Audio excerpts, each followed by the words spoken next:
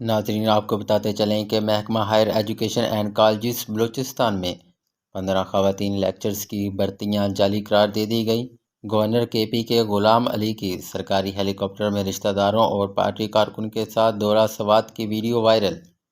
Chairman Pakistan نظریاتی party شہیر Haider Sialvi نے گزشتہ روز اسرائیل کی فلسطینیوں پر ہونے والے ظلم کے خلاف دھواں پریس کانفرنس کی تھی۔ آج کے پروگرام میں ہمارا ساتھ دیں گے چیئرمین پاکستان نظریاتی پارٹی شہیر حیدر سیالوی۔ تو ناظرین، یہاں پر سب سے پہلے آپ کو پریس کانفرنس دکھائیں گے جو شہیر حیدر سیالوی صاحب نے گزشتہ روز کی تھی۔ اور یہ ذرا مہنگے والی وہ تیل پیدا کرنے والے اسلامی ممالک کے لیے اور یہ تمام سربراہان کے لیے اور ان کے جرنیلوں کے لیے کہ جناب تمہاری فوجیں کس کام کی ہیں، یہ جو درجنوں ملکوں کا اسلامک الائنس تم لوگوں نے بنایا ہوا ہے یہ کس کام کے ہے کہ اگر اسلامی ممالک کی جو آرمیز ہیں وہ U N peace keeping forces میں تو جا سکتی ہیں، وہ القدس پیس کیپنگ فورس کیوں نہیں بنا رہی، وہ فلسطین کے لیے کیوں نہیں جا رہی؟ یہ جو ان کے جہاز ہر سال کرتب دکھاتے ہیں کہ جہاز یوں جا رہا ہے تو یوں جا رہا ہے تو یوں جا رہا ہے، وہ فلسطین کا رخ کیوں نہیں کر رہا؟ اور آج یہ جو گلابی رنگ کی چوڑیاں ہیں یہ ہم اس وزیر اعظم انوار الحق کاکڑ کے لیے لے کے آئے ہیں جو کہتا ہے کہ 2 اسٹیٹ سولوشن ہے فلسطین کا۔ یہ انڈائریکٹلی کیا کہا جو ناظرین نے بھی سنی ہے، تو اسرائیل کا فلسطینیوں پر جو ظلم ہو رہا ہے تو اسلامی ممالک اس حوالے سے خاموش کیوں ہیں؟ دیکھیں، ایک بہت بڑے مسلمان واریر نے ایک بات کی تھی کہ جب مسلمان کی شراب آ جائے نا تو وہ ہو جاتی ہے۔ جب ہمارے بڑے بڑے مسلمان حکمرانوں کی تلواروں آ گئی ہے تو وہ پھر رقص کر آتی ہیں، لیکن وہ تلواریں کشمیر برما کے لیے اٹھنے کے کام نہیں آتی۔ ایک دور تھا جب فرانسیسی صدر کو خط لکھا تھا سلطان عبدالحمید غازی نے اپنے ان گستاخانہ خاکوں کا جو نمائش کرنے جا رہے ہمیں اگر اسے ایک دن کے اندر اندر تم اسے رد نہیں کرتے تو پھر پوری امت مسلمہ مشرق سے لے کے مغرب تک یکجان ہو کے تمہارے خلاف اعلان جہاد کرتی ہے۔ دیکھیں، اور انہوں نے معذرت کی۔ پھر اسی طریقے سے آپ یہ دیکھیں کہ اسرائیل ایک چھوٹا سا خطہ ہے جس پہ قابض ہو کے بیٹھا ہوا ہے اور وہ کچھ بھی نہیں ہے۔ جیوز اس دنیا میں 1% بھی نہیں ہے۔ زائنسٹ جیوز تو نہیں، وہ تو ایک مذہب ہے، ہم سارے مذہب کا جو ہے وہ مذاہب کا خیال رکھتے ہیں، لیکن وہ ایک چھوٹی سی قابض قوت ہے اور اس کے ارد گرد سارے عرب ممالک ہیں اور ان میں سے کوئی بھی تیار نہیں ہے کہ وہ عملی طور پہ کوئی کام کرے۔ میں فلسطین ایمبیسی گیا، وہاں کے ایمبیسیڈر اور ادھر کے اسٹوڈنٹ لیڈر سے میری ملاقات ہوئی۔ میں نے کہا کہ آپ کوئی بینک اکاؤنٹ بتا دیں تاکہ ہم آپ کی کوئی ایڈ کر سکیں۔ میں لوگوں سے منت سماجت کروں گا، اسٹوڈنٹ سے بھی کروں گا، کاروباری شخصیات سے بھی کروں گا کہ لوگ آپ کی مدد کریں۔ اس کا جواب ایسا تھا کہ میں سر اٹھا کے بات کرنے کے قابل ہی نہیں، اس نے مجھے چھوڑا۔ اس نے کہا مجھے تم لوگ کیا سمجھتے ہو کہ ہم لوگوں کو وہ انڈے چاہیے یا ڈبل روٹی چاہیے؟ خبردار جو آئندہ اس طرح کی بات آپ نے ہمارے سامنے کی۔ شہید صاحب، ہم آپ کی بڑی قدر کرتے ہیں لیکن بات یہ ہے کہ ہمیں یہ کچھ نہیں چاہیے، ہمیں کلاشن کوف چاہیے۔ حماس کے صدر نے بڑا کیٹیگوریکلی کہا ہے کہ امت مسلمہ اپنی افواج کا 10% جو اسلحہ ہے وہ ہمیں دے دے تو ان کے لیے راہ ہموار ہو جائے گی۔ اگلے جمعے آ کے اب بے شک جمعہ جو ہے نا وہ مسجد الاقصی میں پڑھے۔ تو ہم لوگ خواب غفلت سے بیدار ہونے کو تیار نہیں ہیں۔ ہم اس بات میں ڈرے ہوئے ہیں کہ اگر ہم ان کا ساتھ دیں گے تو امریکہ ناراض ہو جائے گا۔ امریکہ ایک تھرڈ کنٹری ہے، وہ بیچ میں انوالو ہو گئی ہے۔ اس نے کہا کہ ہم، اس کا فارن منسٹر جا کے بیٹھ گیا اسرائیل میں اور اس نے کہا ہم دنیا کو بتانا چاہتے ہیں کہ ہم ادھر بیٹھے ہیں اور ہم ادھر بیٹھے رہیں گے۔ سوال یہ پیدا ہوتا ہے کہ جن لوگوں کا کنسرن ہی نہیں تھا وہ جا کے بیٹھ گئے۔ اس نے پوری یورپی یونین اور نیٹو کی سپورٹ حمایت حاصل کر دی۔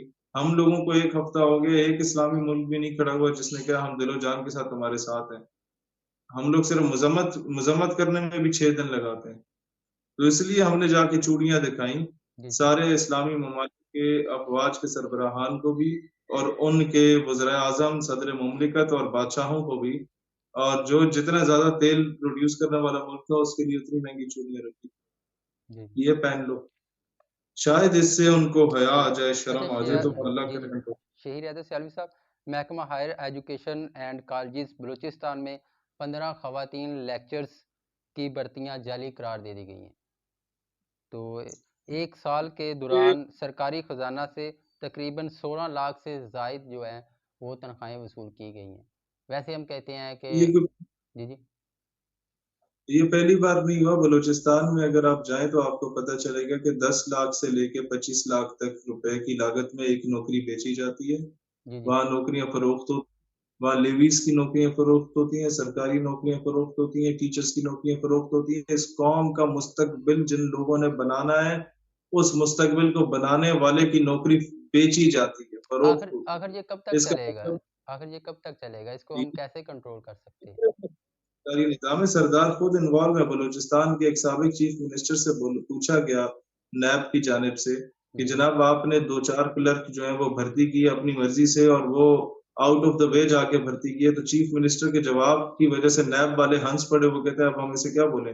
جواب اس کا بڑا مذائقہ خیز تھا چیف منسٹر صاحب کا۔ اس نے کہا اگر میں چیف منسٹر ہوتے ہوئے 4 کلرک بھی نہ بھرتی کر سکوں تو میرے چیف منسٹر ہونے کا فائدہ کیا ہے؟ تو یہاں مس یوز آف پاور ہو رہا ہے۔ جب مس یوز آف پاور ہوتا ہے، جب مس یوز آف ریسورسز ہوتا ہے، جب مس یوز آف اختیارات ہوتا ہے، تو پھر صوبہ کبھی ترقی نہیں کرتا۔ پھر بی ایل اے اٹھتی ہے، پھر انڈیا کے پاس موقع ہوتا ہے وہ بی ایل اے کو استعمال کرے، بلوچستان لبریشن آرمی کو یا بلوچستان لبریشن فرنٹ کو یا بلوچستان ریپبلکن آرمی کو یا بی ایس او پجار کو، بی ایس او آزاد کو، اعلیٰ نظر گروپ کو کرے، اسلم اچو گروپ کو کرے۔ یہ تو خود موقع دے رہے ہوتے ہیں انہیں۔ میں اس لیے تو کہتا ہوں کہ دہشت گرد کو نہ مارو، دہشت گرد کی ماں کو مارو جس کی کوکھ سے دہشت گردی جنم لیتی ہے، جو اس کے پیچھے سپانسر بیٹھا ہوا ہے، جو اس کے لیے فضا سازگار کر رہا ہے۔ وہ یہ نظام ہے جو اس کے لیے فضا سازگار کر رہا ہے۔ جو شمبے اس وقت آیا بلوچستان میں واپس اور قومی دھارے میں ہے، اس سے پوچھے نا کہ آپ کیوں باغی بنے تھے؟ وہ کہتا ہے میں اس نظام کے خلاف علم بغاوت بلند کیا، مجھے لوگوں نے غدار کہہ دیا، میں نے کہا ٹھیک ہے پھر غدار ہوں، بندوق اٹھاؤں گا ماروں گا سب کو۔ لوگ کئی جگہوں پہ میں بتاؤں دہشت گرد بنتے نہیں ہیں، بنائے جاتے ہیں۔ ہمارے نظام اس کو دہشت گرد بناتا ہے لوگوں کو۔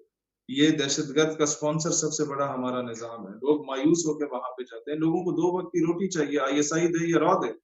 مسئلہ یہ بنا ہوا ہے۔ آپ کو چاہیے وہاں کے لوگوں کو روزگار دیں، سیلف میڈ لوگوں کو سامنے لائیں۔ وہاں پر جو بندہ 14-15 گریڈ کے بندے کو شلواری کڑھائی کھلا دیتا ہے، وہ اوپر سے آپ کو اچھی رپورٹ دیتا ہے، اگلے بار وہ بندہ ایم پی اے بن جاتا ہے۔ تو اس طریقے سے وزارتیں اور ایم پی ایم این شپ اگر آپ بانٹیں گے تو بلوچستان خاک ترقی کرے گا۔ آپ کو چاہیے بیوٹنس کے بچوں کو دیکھیں، بلوچستان میڈیکل کالج کے بچوں کو دیکھیں، لاس ویلا یونیورسٹی کے بچوں کو دیکھیں، بڑا ٹیلنٹ ہے وہاں پہ، الحمد یونیورسٹی کے بچوں کو دیکھیں، بڑے ٹیلنٹڈ بچے ہیں وہاں پر۔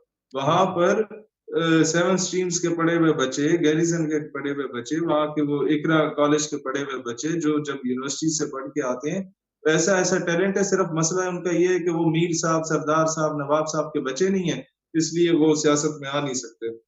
واتے نہیں ہے کہ ان کا پر کاٹ دیے جاتے ہیں، گلے دبا دیے جاتے ہیں۔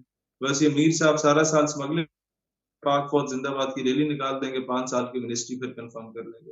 ٹھیک ہے لہٰذا آپ ٹیلنٹڈ، پیٹریوٹک اور حقیقی معنوں میں پیٹریوٹک، وہ آموں کی بیٹیاں دینے والے پیٹریوٹک نہیں، جو واقعی پاکستان سے محبت نہیں عشق کرتے ہیں، ایسے لوگوں کو جب تک نہیں لائیں گے بلوچستان کی تقدیر نہیں بدلے گی۔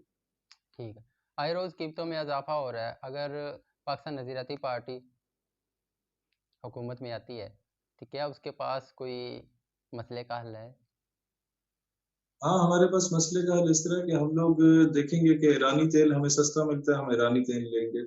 ہمیں افغانستان سے کوئی چیز سستی ملتی ہے، ہم افغانستان سے لیں گے۔ ہمیں روس سے کوئی چیز سستی ملتی ہے، ہم روس سے لیں گے۔ ہم انٹرنیشنل چودھری سے اجازت نہیں لیں گے کہ جناب کس ملک پہ سینکشن ہے یا کس ملک پہ نہیں ہے۔ ہمارا کسی ملک کے ساتھ کوئی مسئلہ نہیں ہے، ہمیں جہاں سے جو سستی چیز ملے گی ہم وہاں سے لیں گے، جس کے ساتھ ٹریڈ میں ہمیں فائدہ ہوگا ہم لوگ کریں گے۔ اور ہم اپنے کیا کہتے ہیں کاٹیج انڈسٹریز بنائیں گے، کاٹیج انڈسٹریز ہر گھر میں بنائیں گے۔ بنگلہ دیش اور ہماری عورتوں میں یہی فرق ہے کہ ہماری عورتیں جو ہیں وہ کالے جادو کر رہی ہوتی ہیں ایک دوسرے پہ، اور بنگلہ دیش کی عورتیں جو ہیں وہ کاٹیج انڈسٹریز انہوں نے بنائی ہوئی اور ملک کی معیشت کو فائدہ پہنچا رہی ہیں۔ تو یہ ساس بہو کے ڈرامے دیکھ دیکھ کے ہمارے تو گھروں کا نظام تباہ ہو چکا ہے، پاکستانی گھروں کا۔